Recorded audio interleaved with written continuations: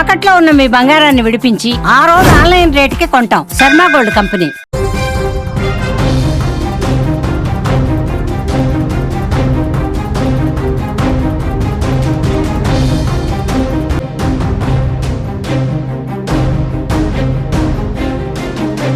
నేడు జాతిని ఉద్దేశించి దేశ ప్రధాని నరేంద్ర మోదీ తొలిసారిగా మాట్లాడబోతున్నారు.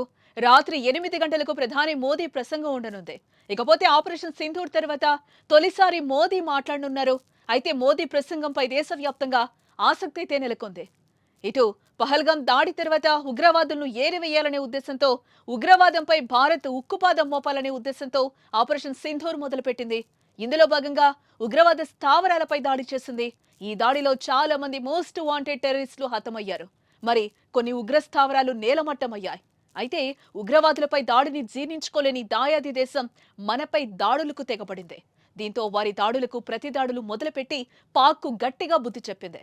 దీంతో కాళ్లబేరానికి వచ్చిన పాక్ కాల్పుల విరమణ ఒప్పందానికి అమెరికాతో రాయబారం చేసింది. మొత్తంగా కాల్పుల విరమణకి 2 దేశాలు అంగీకరించాయి.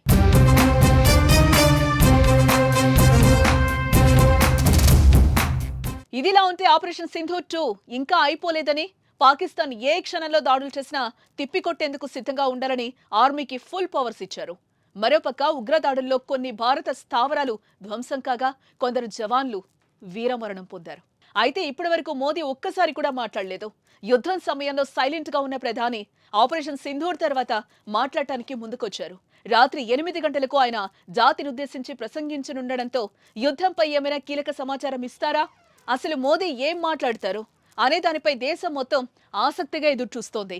చూడాలి మరి మోదీ ప్రసంగంలో ఏం చెప్పబోతున్నారు.